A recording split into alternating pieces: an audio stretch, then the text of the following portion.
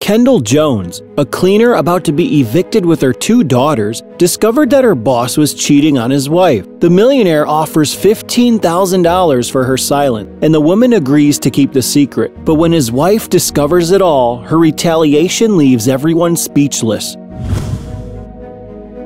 Kendall Jones had just turned 32 years old and was facing the worst moment of her life. For a year, she had been working as a cleaner in a shopping center in the afternoons, and a second job took up her morning, that of a maid in a 5-star hotel on the other side of town. It was a busy life full of sacrifices, but it was necessary to keep the house supplied and her 2 daughters fed and clothed. While she was away at work, her eldest daughter, aged 12, kept an eye on the youngest. Kendall knew this was not ideal and had to pray to the heavens that nothing serious would happen in her absence. Bills were being paid months late, but at least they hadn't starved yet. The problem is that to keep themselves going for the past few months, Kendall had to stop paying rent and had already received a second letter from the property's landlord. The third letter would be an eviction notice if she didn't pay what she owed by the following month. Kendall didn't know what to do. 2 jobs were insufficient, and she had no energy for a third job. She was never rich, but the situation was much more stable when Rick was with her. She had met the man when she was 17. After the couple's first daughter was born, Kendall got a job at the mall, and Rick worked with a cousin who was a construction foreman. It was a financially good time for the family, so much so that they could have a second daughter and not suffer from the increased expenses brought by the younger one. While the couple did not aspire to greatness, they were also far from experiencing any need and could eat out occasionally and ensure that the girls received a good education. But 6 months ago, on a Thursday, Rick left for work in the morning and never returned. While inspecting the construction of a commercial building in the city center, he fell from a height of 25 feet, breaking his collarbone and leg and suffering a concussion. The man was taken to the hospital, still alive, but the company's health plan didn't cover the tests and procedures needed to save Rick. Kendall didn't think twice. On the same day, she transferred large sums from the couple's savings account so the doctors could do what was needed. 2 surgeries and 6 more days of agonizing wait passed, and Rick had not regained consciousness. He eventually passed away early one morning in his hospital bed. His death was a giant blow to the family. His wife had to use most of the couple's savings to pay for the funeral. Kendall and her daughters grieved for an entire month. It was the saddest period of their life. It was only after this time that she went after their right. Jason, Rick's contractor cousin, said he would pay her the insurance and due compensation, but had to wait for reports, studies, and other paperwork. Kendall then waited for more than a month, but nothing happened. At that point, she already had no savings and saw that her salary as a cleaner would not be enough to keep up with the bill. Luckily, Kendall's friend referred her, and she got a job as a maid at a luxury hotel. But the threat of eviction still lay before her, with 2 children to raise. Although she already had enough problems, they did not end there. Kendall worked at the mall, cleaning the administrative offices. Russell and Linda Kennedy ran the shopping complex, 2 people in their 60s and still very active in business and high society. The couple's offices were on the mall's top floor, and Kendall would clean them 3 times a week. Russell was reserved in front of his employees, while Linda was more motivational and positive. The older businesswoman had always been very polite and generous with Kendall. They didn't talk much about personal or intimate matters, but Linda always smiled at her and occasionally even complimented her work. Kendall said she was the best boss she ever had. One morning, while Kendall was cleaning one of the hotel rooms on the other side of town, she saw Russell Kennedy, her boss at the mall, entering one of the rooms. "Hi, beautiful, I'm home," he said, closing the door behind him. Kendall thought how romantic that was. Russell and Linda had been married for over 30 years and still found opportunities to meet outside their home in a luxury hotel. Although Kendall was not a friend of her boss's, she felt happy for them. So the maid went about her work on that and the remaining floors during her shift. 2 hours later, Kendall received a cleanup call. Her boss reported that the guests in room 1002 had gone out for lunch on the terrace and requested that their room be cleaned and organized before they returned. Kendall responded to the request and noted that it was precisely the room Russell and Linda Kennedy were in. Upon entering, the maid immediately realized how the 2 of them had used the place and felt slightly disconcerted. Imagine if her bosses knew she was there, seeing the messy satin sheets, the wine glasses on the headboard, and those clothes you only wear at special private parties scattered all over the floor. Kendall felt she was invading the couple's privacy, but she had to do her job. However, as she tidied up the mess left in the room, she realized that certain pieces of clothing and feminine items were not exactly compatible with Linda's level of elegance or aid. Suddenly, Russell's phone rang on the bedside table. Kendall went over and felt a chill run down her spine when she saw it was a call from Linda Kennedy. That was already very weird, and as Kendall realized what was really happening there, she was shocked and afraid. But she didn't have much time to think as the door to the room opened, and its occupants entered, bumping into her. Kendall acted as naturally as she could without facing either of them. The girl accompanying Mr. Russell was very young and went straight to the bathroom without giving a damn about the maid. But Russell took a second glance at Kendall and realized who she was. The powerful man was petrified. "What are you doing here?" he finally asked in a shallow voice, taking care that the young woman in the bathroom didn't hear anything. I work here, sir, part-time. I'll be leaving," Kendall replied, bumbling her words and quickly taking the bedsheets away before Russell asked any more questions. Kendall crossed the 10th floor corridor with her heart racing and stepped into the service elevator, relieved to be out of that room. When Kendall needed to go to her next job at the mall in the afternoon, she felt a knot in her stomach. She would have made up some excuse and skipped work that day if she could have. But in her situation, Kendall Jones could not afford to have even a penny deducted from her salary. So she went to work. The place was quieter than usual, and there was no sign of either of the owner. She worked all day tensely and was getting ready to leave when Russell Kennedy appeared and walked towards her. Kendall held her breath. She had prayed not to run into the boss, but clearly, someone up there was not on her side. "Kendall Jones, correct?" the man asked with an air of superiority. "I would like to say that what you have seen and think you know should remain with you. Do you understand me?" Kendall hadn't thought of telling anyone anything. After all, she didn't even know how to act in that awkward situation. But interpreting the cleaner's silence as reluctance, Russell decided to make a proposal. "I see that you are confused. Tell you what," said the man, taking his wallet out of his pocket. "I believe that silence is worth more than gold in special cases, and you are an intelligent woman. You know you have nothing to gain by selling me your silence. So, I made this check and came looking for you." The businessman showed the cleaner the check for $15,000, which would be more than enough for her to pay off her unpaid bills and still have money left over for the coming month. In seconds, Kendall calculated that if she interfered in her employers' lives by telling Linda what she saw, she would surely lose her job. It would be an office cleaner's word against a powerful businessman. So, she accepted her boss's offer and put the check in her purse. "Very good. It is done. See you later," said Russell, turning around as if he had just bought an ice cream cone before heading home.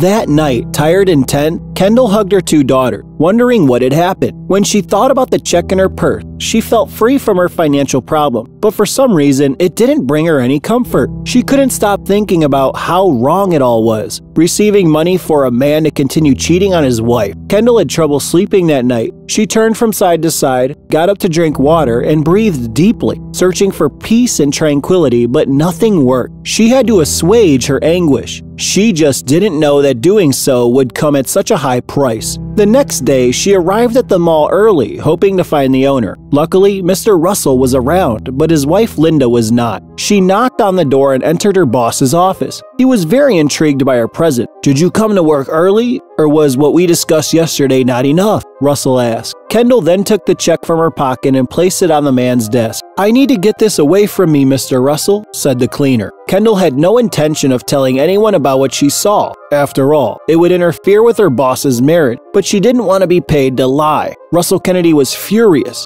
"In that case, you'll spill your guts sooner or later, and I can't take that risk. Besides, why should I trust a cleaner who stole from me?" Kendall was confused. What was he talking about? "I said nothing to the hotel manager, who is even a friend of mine, because, in addition to the money, I was offering my silence in exchange for yours. You see, my Swiss watch disappeared that day that you were inside my room." The woman couldn't believe her ears. She was trying to do what her conscience told her to do, but now she would be charged with theft and, in one fell swoop, she was about to lose the two jobs that supported her and her daughter. "And as for this mall, you don't even have to get the broom and mop anymore. From now on, you can clean the street." Kendall was in tears, almost kneeling to beg the man not to do that. "Too late, my dear. If you open your beak, remember, it will be the word of a thieving cleaner against me, a distinguished member of society. Good luck," Russell said, walking out of his office without looking back, leaving the woman crying and humiliated. 5 minutes ago, Kendall had the solution to her problems in the palm of her hand. Now, she was in a more catastrophic situation than before. She thought of Rick, her late husband, and how she missed having a companion like him at such a difficult time. What Mr. Russell Kennedy promised, he delivered. The next day, on arrival at the hotel, Kendall was called into the security room, where she was questioned for an hour and a half. Kendall Jones swore she hadn't taken any watches and they could check on the hallway footage. However, the head of security said they had already checked the images and that the maid would be charged with them. The footage showed Kendall leaving Russell's room quickly, rolling up the bed sheets suspiciously. Then she appeared visibly nervous in the service elevator. Kendall was eventually suspended from work with no way to prove her innocence. The hotel director gave her 2 days to return the watch and escape that situation, only losing her job without facing a police investigation. Kendall was desperate. What was she going to do now? When she got home, she tried to act normally, not to alarm her 2 daughters, especially the eldest. But at night, alone, she went to the bathroom and cried. The next day, she left home at the same time as usual. She was unemployed and decided not to lose a single day, so she applied for jobs in various places: snack bars, stationery shops, and bars. She had worked in a luxury shopping mall and hotel, so she thought she could get a position fairly easily. But it wasn't quite like that. A week after losing both her jobs, Kendall could no longer put food on the table. In addition, a summons to testify and an eviction order had already arrived by mail. Yet, amid all this chaos, Kendall remained silent about what she saw at the hotel between Mr. Russell and the much younger girl. And instead of going out to look for work to no avail, as in previous days, Kendall was forced to beg in the city center. Her dignity had found a new low, but she had no choice. She needed to feed her 2 daughters. Kendall's physical and emotional exhaustion was evident as a black car approached her, and one of the windows rolled down. Kendall lifted her eyes and saw the face of Linda Kennedy staring out the car window. "What are you doing here?" her surprised former employer asked. "Madame, my life is in ruins," Kendall said, crying. Linda said she was on her way to an important appointment, but handed Kendall a $100 bill and asked her to go home and meet her again at a coffee shop 2 hours later. With the money, Kendall left her daughters supplied at home, took a shower, and went to the cafe suggested by Linda. The wealthy lady said she had been told that the cleaner had resigned as she would move in with her daughter. Kendall said the truth was different but didn't want to talk about it because she was going through tough time. "Well, tell me about it. I already have a hunch. What makes no sense at all is for you to resign to go begging on the street," Linda said. Kendall realized that this woman was no fool. "Does this have anything to do with Russell, my husband?" asked the woman.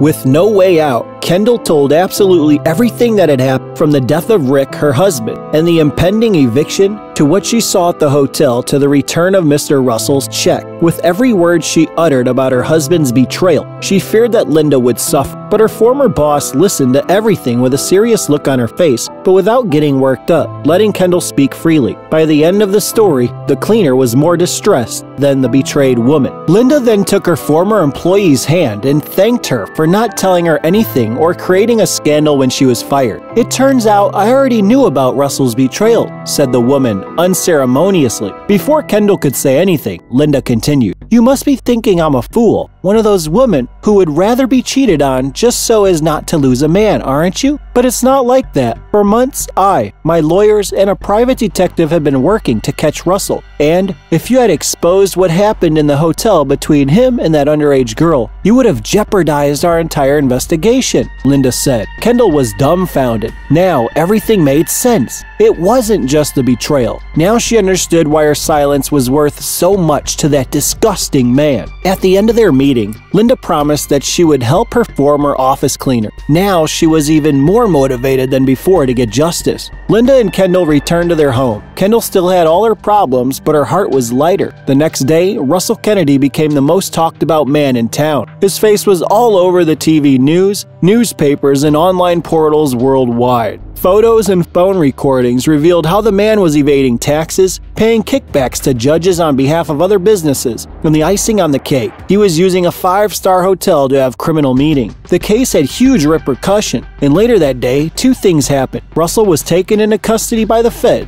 His situation was extremely delicate, and Linda Kennedy paid a visit to Kendall's home. On this unexpected visit, she met the woman's two daughters and thanked her again for her discretion. Then, as a reward, she offered her $50,000. "But now, I don't want to buy your silence, but to compensate you for all the humiliation and fear you had suffered at the hands of that scoundrel." Naturally, Kendall didn't want to accept, but Linda insisted it was no longer a time for pride. This was well-deserved and would ensure a roof over her family's head. Linda then put her lawyers at the disposal of Kendall, who won total compensation in court for the accidental death of her husband in the workplace, totaling $130,000. But it didn't stop there. Her two daughters would continue to receive a monthly pension until they turned 18. Kendall paid off all her debts and put down a deposit on the purchase of the house, in which she and her daughters were already living. She stocked the fridge and pantry with food and bought new clothes for her daughters and herself, including some suit, because the following week she would be working at the mall again, not as a cleaner but as Linda Kennedy's personal assistant. On her first day in her new role, a nanny stayed at Kendall's house to look after her youngest daughter, while her eldest daughter studied. Kendall gave her boss a big hug for all she had done. "I don't even know how to thank you,"